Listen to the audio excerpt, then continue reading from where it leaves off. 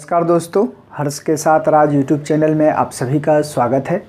दोस्तों, UGC net का जो पेपर 1 है, जब आप सिलेबस देखेंगे उसमें यूनिट 9 में स्पष्ट रूप से लिखा हुआ है जलवायु परिवर्तन संबंधी राष्ट्रीय कार्य योजना, national action plan on climate change NAPCC। तो दोस्तों, बहुत कम समय में एग्ज़ाम में क्या पूछे जा सकते हैं और क्या पूछे गए हैं, उसको मद्देनज़र रखते हुए ये वीडियो बनाया गया है। तो जो भी पेपर 1 की तैयारी कर रहे हैं, आप मेरे वीडियो को लाइक, शेयर, साथ में कमेंट और सब्सक्राइब ज़रूर करें। तो दोस्तों, आज इस योजना, जो राष्ट्रीय कार्य योजना के बारे में जानते हैं कि क्या क्या इसके अंतर्गत दिया गया है। तो एट फर्स्ट देखते हैं कि 30 जून 2008 को ये योजना जो है लागू किया गया था। कब किया गया है? 30 जून 2008 को। आपको याद रखना है कि कब ये लागू किया गया है। 30 जून 2008 को ये योजना लागू किया गया है। नेक्स्ट जो पॉइंट है, इसमें उन उपायों की पहचान की गई है जो विकास संबंधी उद्देश्यों को बढ़ावा देने के साथ साथ जलवायु परिवर्तन की समस्या से प्रभावी ढंग से निपटने के लिए सह लाभ भी उपलब्ध कराते हैं।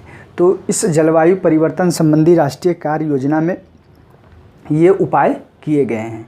नेक्स्ट जो पॉइंट है, यह जलवायु परिवर्तन अनुकूलन तथा न्यूनीकरण, ऊर्जा दक्षता एवं प्राकृतिक संसाधन संरक्षण की समक्ष को जो है बढ़ावा देने पर केंद्रित हैं। तो आपको ध्यान में रखना है क्या चीज़ पर यह केंद्रित है? जलवायु परिवर्तन पर, अनुकूलन पर, न्यूनीकरण ऊर्जा पर, ऊर्जा दक्षता पर और प्राकृतिक संसाधन संरक्षण को ये बढ़ावा देने के लिए पर ये राष्ट्रीय कार्य योजना केंद्रित है। दोस्तों, इस राष्ट्रीय कार्य योजना के जो कोर रूप से 8 राष्ट्रीय मिशन है इसके अंतर्गत। तो आपको ये 8 राष्ट्रीय जो मिशन है वो आपको याद रखना है। दोस्तों, एग्ज़ाम में पूछा जा चुका है कि जलवायु परिवर्तन संबंधी राष्ट्रीय कार्य योजना के अंतर्गत कितने राष्ट्रीय मिशन हैं। ऑप्शन दे दिए गए थे 5, 6, 7, 8। तो आपको याद रखना है कितने हैं? 8 है। तो ये 8 राष्ट्रीय मिशन कौन कौन से हैं वो देख लेते हैं।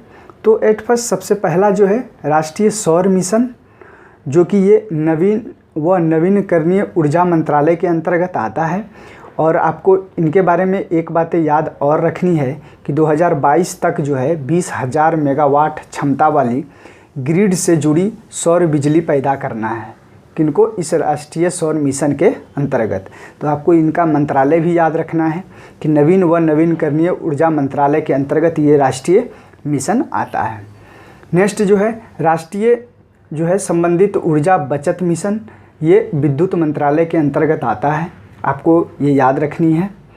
राष्ट्रीय सतत, जो कि तीसरा ये राष्ट्रीय मिशन है, राष्ट्रीय सतत पर्यावास मिशन, जो कि शहरी विकास मंत्रालय के अंतर्गत आता है। फिर है राष्ट्रीय जल मिशन, जो जल संसाधन मंत्रालय के अंतर्गत आता है, ये राष्ट्रीय मिशन। नेक्स्ट है राष्ट्रीय हिमालय पारितंत्र परीक्षण मिशन, ये ministry of science and technology के अंतर्गत आता है, पर्यावरण एवं प्रौद्योगिकी मंत्रालय के अंतर्गत आता है। नेक्स्ट ये जो है राष्ट्रीय हरित भारत मिशन, यह है पर्यावरण, वन और जलवायु परिवर्तन मंत्रालय के अंतर्गत आता है। और 7th जो है राष्ट्रीय सतत कृषि मिशन, ये कृषि मंत्रालय के अंतर्गत है।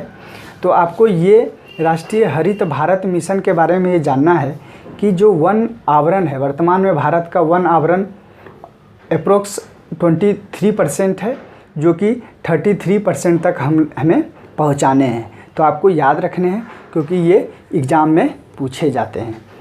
तो हरित भारत मिशन, ये राष्ट्रीय सतत कृषि मिशन कृषि मंत्रालय के अंतर्गत है। और लास्ट जो है 8वां मिशन जो है राष्ट्रीय जलवायु परिवर्तन रणनीति ज्ञान मिशन, ये भी साइंस एंड टेक्नोलॉजी मंत्रालय के अंतर्गत आता है।